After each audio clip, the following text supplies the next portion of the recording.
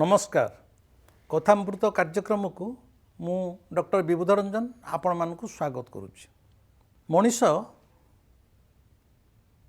ता निजकु नहीं ता जीवन को नहीं ता दुनिया को नहीं निजकु निजे अनेक प्रश्न पचारि थाए। हुए तो निज भितर से तार सठिक उत्तर पाई पारि न थाए। सही सब प्रश्न नहीं सी तार गुरु मान पाखु जाई थाए। हुए तो से प्रश्नर उत्तर मध्य ताकु संतोषजनक लगी न थाए। मोर कहयार कथा हला जीवन को नहीं बा ए दुनिया को नहीं don't ask any question, you just live. ये जीवन एक प्रहेली, ए दुनियाटा मध्य एक प्रहेली, एक रहस्यमय सत्ता। ये रहस्य चिरकाल रहस्यमय ही रहिबो। ये जो दुनिया ये एते रहस्यमय, ईश्वर को एभली रहस्यमय करी तोलिचंती, से रहस्य को केही मनीष 7 जन्म कले मध्य भेद करि परिबो नाही। ये एक असमाहित प्रश्न, ए दुनियाटा कौन? ए दुनियाटा कौन? ए दुनियाटा एमिति देखिया को गले आमे जो जीवन जीउचे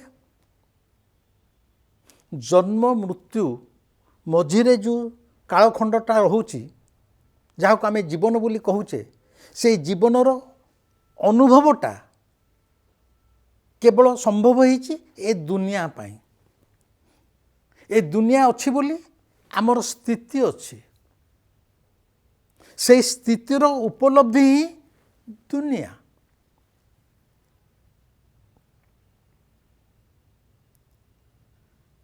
एवं ए जो जन्म आउ मृत्यु रो जो मझी परिसरटा को जहाँ को आमे जीवन कहूचे बा दुनिया कहूचे, ये दुही को भितर एक रहस्यमय संबंध अच्छी। कहार? जन्म आ मृत्यु भितर। से आ ना जाइए दुनिया। दुनिया दुनियाटारे आग लिखु दु गोटे हाइफेन दिंतु तापर लिखु निया, माने दु माने दुईटी नियार समाहार है दुनिया, आउ किछि नुहे। दुईटी निया कौन ना जन्म बेले जेतोले जीवात्मा माने आमे मनीष धरावतरण करुची, ए पृथ्वी पृष्ठ को आसूची धरावतरण करुची, सेतेबेले एंतुड़ी शालर निया। एबे तो सब हॉस्पिटल मानकरे छुआ जन्म हेलेनी आउ निया नाही। आमे माने जन्म हवा जाए मु मो सान भूणी जन्म होला भी देखिछि घर मानके जो धाई माने आसी जन्म करोउथिले छुआ मानकु, सेतेबेले एंतुड़ी शालर निया। छुआटा सुस्थ पुष्ट हवा पई छुआ जन्म होला परे गोटे पलमरे निया जळुथिला, धाई आसिकी ताकु तेल आउ निया सेक दउथिला ता देहरे, देहटा मजबूत हबो। ताकु कहा जाए एंतुड़ी शालर निया। एंतुड़ी शाल माने जोठी छुआटा जन्म हुए तो कहा जाए एंतुड़ी शाल। तेणु जन्मटा कौन? जीवात्मार धरावतरण बेले एंतुड़ी शालर निया, एवं मनीष जिते मरी जाउची, जिते स्वर्गारोहण करुची, मृत्यु पर जिते से स्वर्गारोहण करुची, सेतेबेले सर्वग्रासी जुईर निया। आमर मृत्यु पर जो श्मशान आम दाह होचे से जो जुई नियाटा जलुची सेटा हूँ शेष निया। जन्म बेले एंतुड़ी शालर निया, मृत्यु बेले जुईर निया। ये दी नियार सम्मिश्रणटा हूँ दुनिया। दुईटी निया, एटा हला दुनिया को बुझिपारछन तो। तेणु बर्तमान प्रश्न उठे ये जो दुनियाटा ଏଇଟା ପ୍ରକୃତରେ କ'ଣ? ଏଇଟା କ'ଣ ଗୋଟେ ଆମୋଦ ପ୍ରମୋଦ ବିଳାସ ବ୍ୟସନର ବାସସ୍ଥଳୀ? ଏଇ ଯେଉଁ ଦୁନିଆରେ ଆମେ ଜିଉଛେ ଏଇଟା କେବଳ ଜୀବନଟାକୁ ଉପଭୋଗ କରିବା ପାଇଁ ଗୋଟେ ବାସସ୍ଥଳୀ, ନା କର୍ମ ସାଧନାର ପୀଠସ୍ଥଳୀ? ଆମେ ଜୀବନ ଯେଉଁ ଆସିଛେ ଯାତ୍ରା ଆସିଛେ କର୍ମ କରିବା, କର୍ମ କରିବା ପାଇଁ ଏଇଟା ଦୁନିଆଟା ଗୋଟେ ପୀଠସ୍ଥଳୀ, ନା ଆମୋଦ ପ୍ରମୋଦ ବିଳାସ ବ୍ୟସନର ବାସସ୍ଥଳୀ? କେହି କେହି କହିପାରନ୍ତି ଏ ଦୁନିଆଟା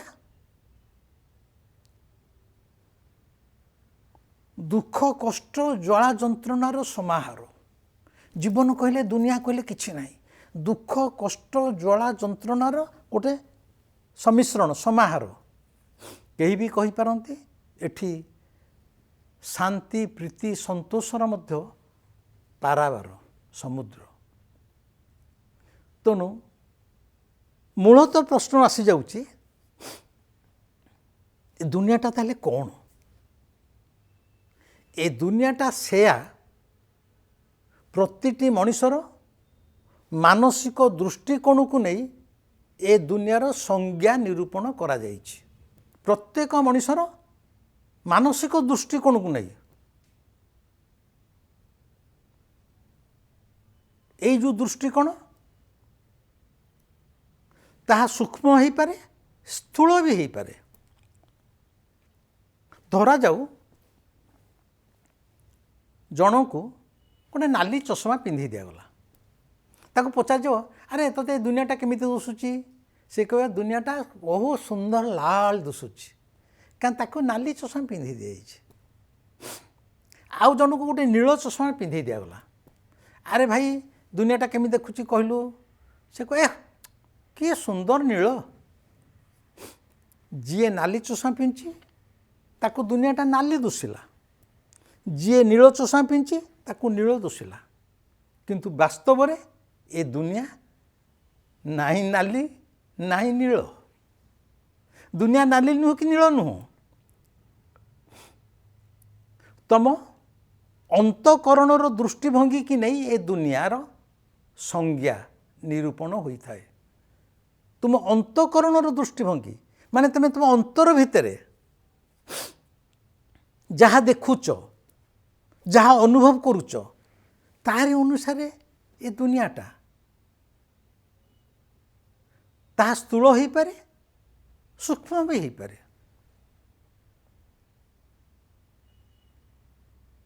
ସ୍ଥୂଳ କେମିତି ଆପଣମାନେ ଜାଣିଛନ୍ତି? ଏ ଗଳ୍ପ ସହିତ ଆପଣମାନେ ଆମେ ପ୍ରାୟତଃ ସମସ୍ତେ ପରିଚିତ। ଗୋଟେ ଗାଁକୁ ଥରେ ଗୋଟେ ହାତୀ ପଶି ଆସିଲା। ହାତୀକି କେହି ସେ ଗାଁରେ ଦେଖିନଥିଲେ। ବହୁତ ଲୋକ ଗଲେ ହାତୀ ଦେଖିବାକୁ। ସେ ଗାଁରେ 3 ଜଣ ଅନ୍ଧ ଥିଲେ। ଅନ୍ଧ ସାଙ୍ଗ, ଜନ୍ମରୁ ଅନ୍ଧ। ଗୋଟେ ସାଙ୍ଗ କହିଲା, ଆରେ ଭାଇ ମୁଁ କ'ଣ ଶୁଣୁଛି ଗୋଟେ ହାତୀ ବୋଲି କ'ଣ ଜନ୍ତୁଟେ ଆସିଛି,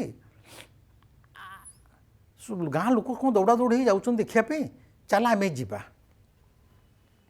ନା ଠିକ୍ ଅଛି। 3 ଜଣ ଅନ୍ଧ ସାଙ୍ଗ ହାତ ଧରାଧରି ହେଇକି ହାତୀ ପାଖରେ ଯାଇ ପହଞ୍ଚିଲେ। ତାଙ୍କ ତ ଆଖି ନାହିଁ, ସେ ଚାହିଁଲେ ଦେଖିପାରିବେନି, ଫେର ଜାଣିବେ କେମିତି ହାତୀଟା କ'ଣ? ଗୋଟେ ସାଙ୍ଗ କ'ଣ କଲା ନା ଅଣ୍ଡାଳିଲା।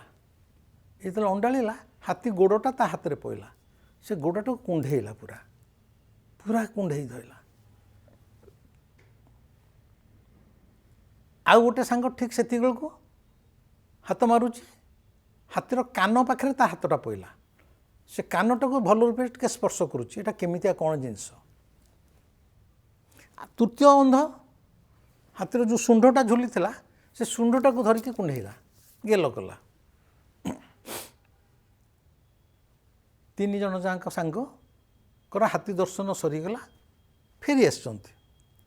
ପରସ୍ପର ଭିତରେ କଥାବାର୍ତ୍ତା ହେଉଛନ୍ତି ଏବଂ ଗାଁ ଲୋକମାନେ ପଚାରିଲେ, ଆରେ ତୁମେ 3 ଜଣ ତ ଅନ୍ଧ, ଯାଇଥିଲ ହାତୀ ଦେଖିବାକୁ, ହାତୀଟା କ'ଣ କହିଲ? ଯିଏ ହାତୀର ଗୋଡ଼ଟାକୁ ଧରିଥିଲା ସେ କହିଲା, ହାତୀ ଗୋଟେ ଖମ୍ବ ଭଳିଆ। ଏ ଯେଉଁ ଆମେ ଖମ୍ବ ଉପରେ ଛାତ ପଡ଼ିଥାଏ, ରାଜମହଲ ମାନଙ୍କରେ ବଡ଼ ବଡ଼ ଖମ୍ବ ଥାଏ, ଗୋଲାକାର ଖମ୍ବ ଥାଏ। जेहेतु से हाथीर गोड़टाକୁ स्पर्श करिछि ताकू लगिला हाथीटा किछि नु गोटे खंब जे कानू स्पर्श करथिला से कहला हाथी एई आमर जो कुलारे मो बुढ़ी माँ चाउल पाछुड़ुची मु न देखी पाइले मु तो बुढ़ी मार कुला को हाथ मारिछि हाथी किछि नु से गोटे बड़ कुलाटे। तृतीय अंध जे हाथीर सुंडटाକୁ धरिथिला से कहला हाथी गोटे मोटा बड़ा होता दौड़ी कारण लंबा है कि सुंडटा हाथी गोटे ये हेले तीन अंध प्रत्येकंकर स्पर्शर अनुभव को नहीं प्रत्येकंकर स्पर्शर अनुभव को नहीं हाथीर संज्ञा निरूपण करागला। एइटा हला दुनियाटा कौन मुझे आगुरी कही दुनियाटा हूँ एक चिर असमाहित प्रश्न चिर रहस्यमय सत्ता तार है एटा स्थूल परिप्रकाश। ये जो तीन अंध हाथी की देखिले कहीं हाथीटा को खोला आखिरे देखी पारु नाहंती जे जहाँ स्पर्श करुचे से स्पर्श जनित अनुभव से ठीक करुचे हाथीटा एमती हेइथिबो अबिकल सेमती आमर ये दुनिया रे जे सबुबले दुख कष्ट रे पड़ी सी कौच दुनियाटा दुखमय जी खीरीपुरी रे भासुची दुख कौन जीवन रे जानिनी सी कौच दुनियाटा आठू बड़ी सुख आउ किछि नाही।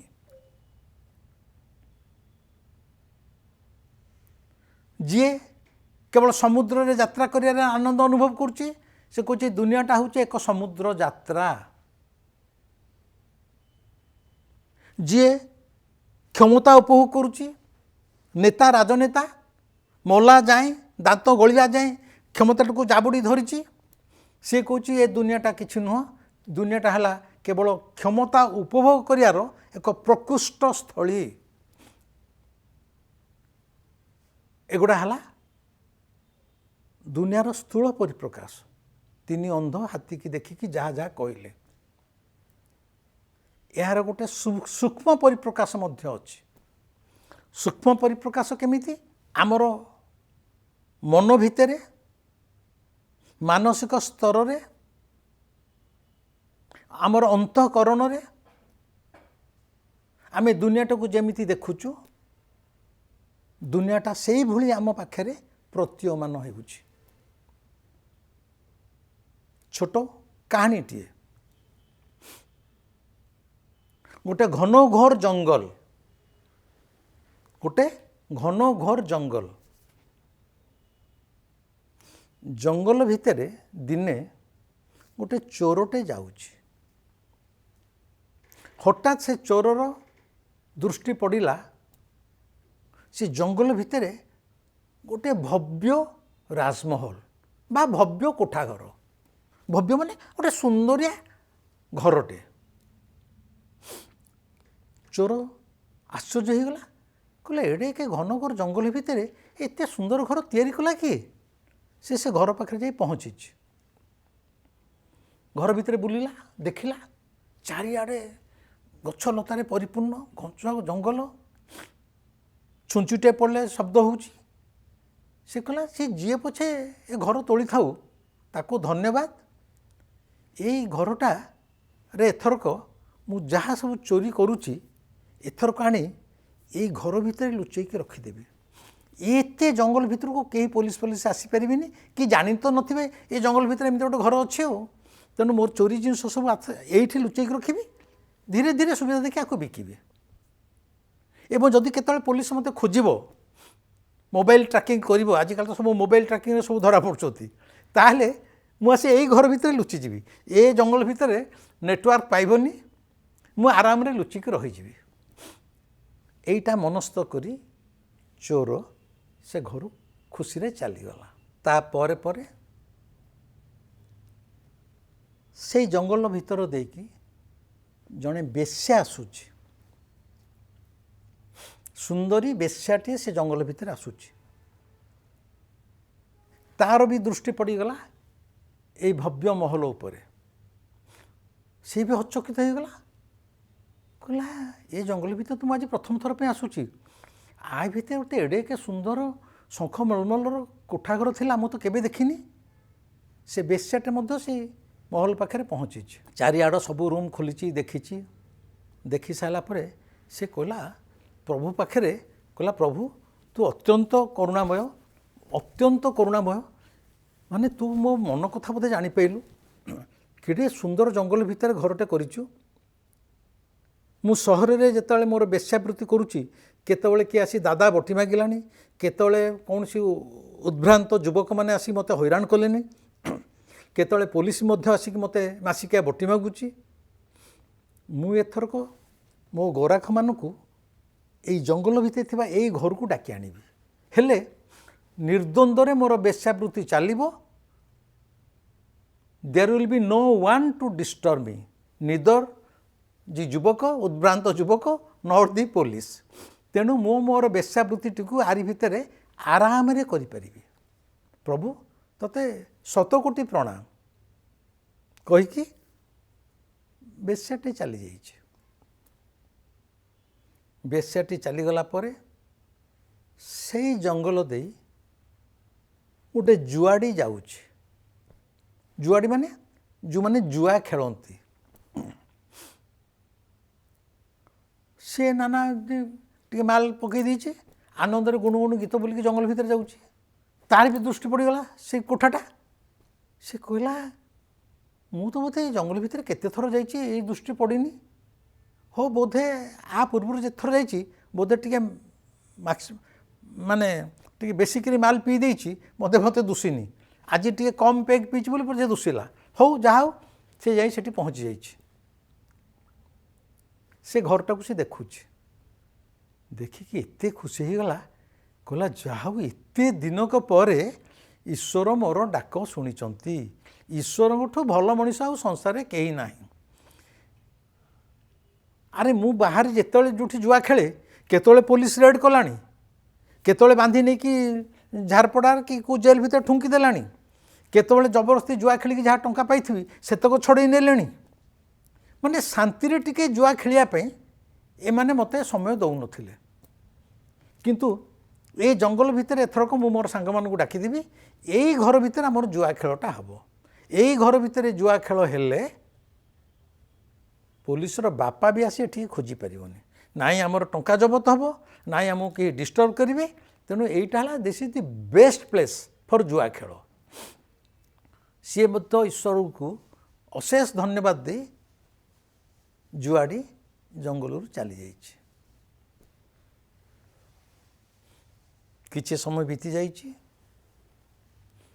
आपण मैंने भावुवे आपर मु कौन कहबी आउ किए फेर आसीपे एक चोर गला बेश्या गला जुआड़ी गला आउ किए आसीपे धैर्य सहित शुणु तार किछि समय पर जड़े साधु आसिचंती साधु से जंगल दे जाउचंती तांकर मध्य दृष्टि पड़ा से भव्य महल उपरे साधु जाई सेठी पहुँची जो देखिंट कहते प्रभु तोर अपार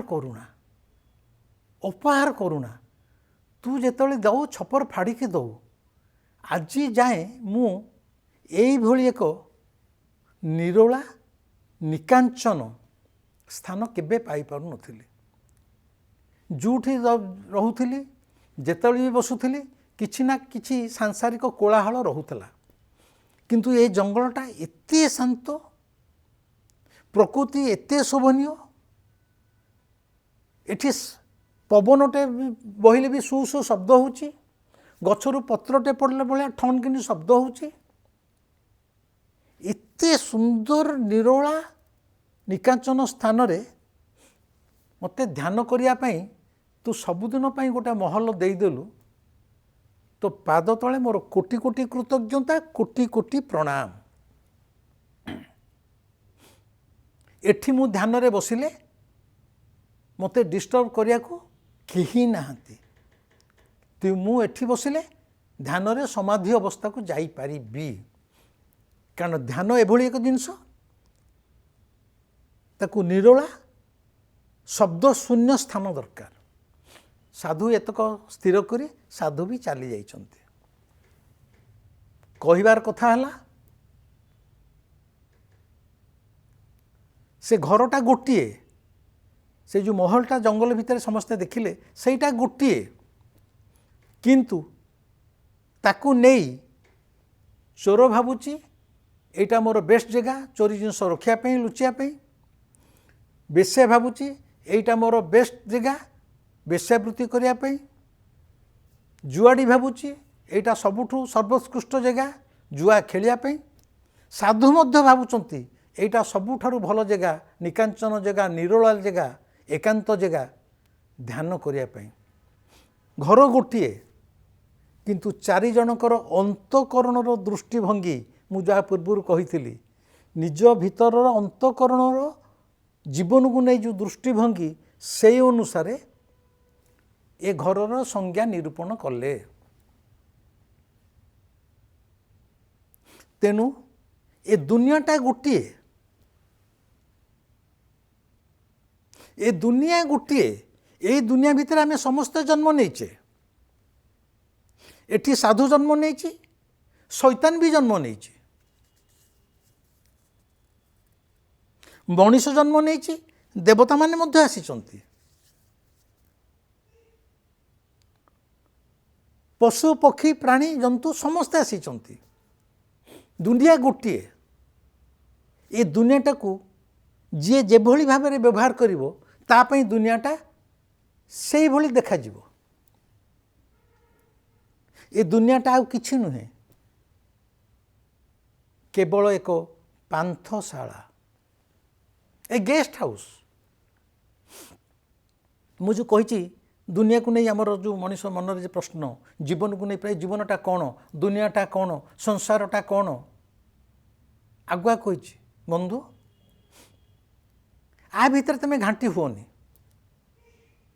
ଦୁନିଆଟାକୁ ନେଇ ତୁମେ କେବଳ ଜିଁ ରୁହ, ଜିଅ। ଏ ଜୀବନକୁ ନେଇ କେବଳ ଜିଇବାର କଳା ଶିଖ। ଏ ସଂସାର ଭିତରେ ଜିଇଁ ରହିବାର ମଜା ନିଅ। କେତେ ଗୁଡ଼ିଏ ପ୍ରଶ୍ନ ଅଛି, ତା ଭିତରେ ନିଜକୁ ଘାଣ୍ଟି ଦିଅନି। ତମେ ଯଦି ଆକୁ ନେଇ ପ୍ରଶ୍ନ କରିବ, ସେଥିପାଇଁ ତମକୁ ଆହୁରି ବିଭ୍ରାଟ କରିବା ପାଇଁ, ପଥଭ୍ରଷ୍ଟ କରିବା ପାଇଁ ପୋଥି ପୁରାଣରେ ଅନେକ ଶ୍ଳୋକ ଅଛି। ପଣ୍ଡିତ ପୁରୋହିତ ମୁଲାମାନେ ଭର୍ତ୍ତି ହେଇକି ରହିଛନ୍ତି। ସେମାନେ ବହୁ ଶ୍ଳୋକ ବୋଲିକି ତମକୁ ଦୁନିଆ ବିଷୟରେ ଏମିତି ଘାଣ୍ଟି ଚକଟି ଦେବେ, ତମେ କୌଣସି ସଠିକ୍ ନିର୍ଦ୍ଦିଷ୍ଟ ଉତ୍ତରରେ ପହଞ୍ଚି ପାରିବନି। ଯିଏ ସାରା ଜୀବନ ରୋଗ କଷ୍ଟ ଭୋଗ କରୁଥିବ, ସିଏ କହିବ ଜୀବନଟା କେବଳ ଦୁଃଖପୂର୍ଣ୍ଣ। ତମେ ତା କଥାକୁ ଗ୍ରହଣ କରିଗଲେ ତମ ଭିତରେ ସବୁବେଳେ ଗୋଟେ ନକାରାତ୍ମକ ଚିନ୍ତାଧାରା ରହିବ, ଜୀବନଟା ଦୁଃଖପୂର୍ଣ୍ଣ। ଯିଏ ମୌଜ ମଜଲିସରେ ଅଛି, ଜୀବନଟାକୁ ପ୍ରତି ମୁହୂର୍ତ୍ତରେ ଉପଭୋଗ କରୁଛି, ତା କଥା ଶୁଣିଲେ ତୁମେ କହିବ ଜୀବନଟା କିଛି ନୁହଁ, ଖାଇ ପିଇ ମସ୍ତରେ ରୁହ, ଚିକେନ୍ ଖାଅ, ମଟନ୍ ଖାଅ, ମଦ ପିଅ, ନାରୀ ଦାରୀ ସବୁ କର, କିଛି ନାହିଁ ମୋ ଜୀବନଟା ଛୋଟିଆ ଜୀବନ। ଲୋକ କହନ୍ତି ଏ କଟିଗଲେ ଗଲା, କିଏ ଏତେ କଥା ଜାଣୁଛି, ସେ ଈଶ୍ୱର ବିଶ୍ୱର ମାର ବୋଲି, ସଂସାର ଫଂସାର ମାର ବୋଲି, ଖାଇ ପିଇ ମସ୍ତରେ ରୁହ ମର। ଆରେ ତମେ ଯେଉଁଭଳି ମଣିଷ ପାଖରେ ପହଞ୍ଚିବ ସେଇଭଳି ଉତ୍ତରଟା ପାଇବ। କିନ୍ତୁ ମୋର କହିବା କଥା ହେଲା, ଏ ଜୀବନଟା ହେଲା ଗୋଟେ ଗେଷ୍ଟ ହାଉସ୍, ପାନ୍ଥଶାଳା। ଆମେ ଦିଲ୍ଲୀ ଯାଉଛେ, ଧର 4 ଦିନ ପାଇଁ ଯାଇଛେ, ଗୋଟେ ହୋଟେଲରେ ରହିଲେ, ଗୋଟେ ରୁମ୍ରେ ରହିଲେ, ସେଠାକୁ ପାନ୍ଥଶାଳା ବୋଲି, ଗେଷ୍ଟ ହାଉସ୍ ବୋଲି ଭାବ। ସେ ରୁମ୍ଟାକୁ ଆମେ କେମିତି ବ୍ୟବହାର କରିବା ସେଟା ଆମ ଉପରେ ନିର୍ଭର କରୁଛି। ସେ ରୁମ୍ରେ ରହି ଆମେ, ରୁମ୍ ଭିତରେ ତ କେହି ନାହାନ୍ତି, ଅଶ୍ଳୀଳ ସିନେମା ପର୍ନୋଗ୍ରାଫି ପିକ୍ଚର ଦେଖିବା, ନା ଜୁଆ ଖେଳିବା, ନା ମଦ ପିଇବା, ନା କୌଣସି ବେଶ୍ୟାକୁ ଆଣିକି ସେଇ ପାନ୍ଥଶାଳା ବା ସେଇ ରୁମ୍ ଭିତରେ ଉପଭୋଗ କରିବା, ନା ଧ୍ୟାନ କରିବା, ନା ଗୀତା ପାଠ କରିବା, ନା ସମାଜର କିଛି ହିତକର କାର୍ଯ୍ୟ ପାଇଁ, ମଙ୍ଗଳ କାର୍ଯ୍ୟ ପାଇଁ 5 ଜଣ ଲୋକଙ୍କୁ ଡାକି ପାଖରେ ବସେଇକି ଆଲୋଚନା କରିବା, ଏ ସମାଜଟା ଆଉ କେମିତି ସୁନ୍ଦର ହେବ। ସେଇ ଯେଉଁ ରୁମ୍ଟା, କୋଠରୀଟାକୁ ତୁମେ କେମିତି ବ୍ୟବହାର କରିବ ତମ ଉପରେ ନିର୍ଭର କରୁଛି। ତୁମେ ଯେମିତି ବ୍ୟବହାର କରିବ, ଏ ଦୁନିଆଟା, ଏ ଜୀବନଟା ତୁମକୁ ସେଇଭଳି ଭାବରେ ପ୍ରତୀୟମାନ ହେବ। ନହେଲେ ଦୁନିଆ ବୋଲି କିଛି ନାହିଁ, ଯୋଡ଼ିଏ ନିଆଁ। जन्मर एंतुड़ीशालर निया मृत्यु मशाणीर जुई निया ये दी निया भितर जो क्षणस्थाय पानी फोटकार जीवन तारी नाटा हूँ दुनिया। ये दुनियाटा को तमे तुम अंतकरण दृष्टि जो भली देखिब ये दुनियाटा से भली तुम पाखे झलमल हेब। बंधु ये अंतकरण तमें जदि परमात्मा को खोजिया को चाहूच देखा चाहूच ताहले ए दुनियाटा सबुठारु सुंदर दुषिब सबुठारु आउ जदि निजर हृदयटा को अति शुद्धतार परिपूर्ण करदेव कौन सी नकारात्मक नेगेटिव थट्स रखिब नहीं ताहले ए जीवन ए दुनियाटा केवल सकारात्मक ढंग से तेमे ए जीवन यात्रा रे आगे चलो। तेणिकी निष्पत्ति आपण मानकर ए दुनियाटा को केउं दृष्टि रे देखिबे केउं भली भाव में ए पांथशाला को व्यवहार करेंगे। रहिली नमस्कार।